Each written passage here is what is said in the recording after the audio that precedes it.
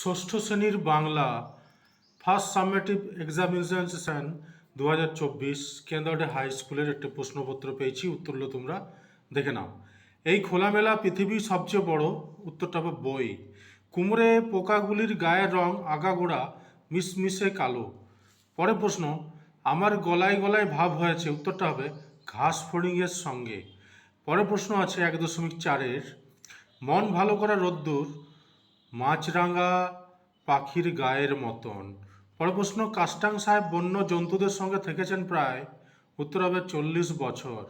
মরুতটে দাঁড়িয়ে আছে, উত্তর হবে পাম গাছ।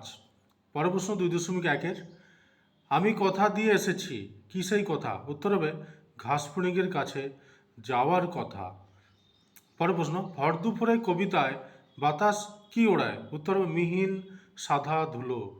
পরের প্রশ্ন, আকন্দবাড়ি থেকে বঙ্গোপসাগরের দূরত্ব কত, 5 থেকে 7 মাইল। পরের প্রশ্ন, কুমড়ে পোকা কি দিয়ে বাসা বানায়, উত্তর হবে কাদা মাটি দিয়ে। পরের প্রশ্ন, আকাশ ভরা সূর্যতারা গানটি রচয়িতা হচ্ছেন রবীন্দ্রনাথ ঠাকুর।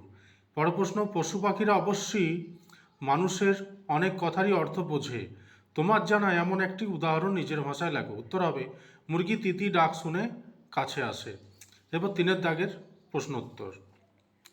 যৌগিক শব্দের আরেকটি প্রচলিত নাম হচ্ছে সাধিত শব্দ।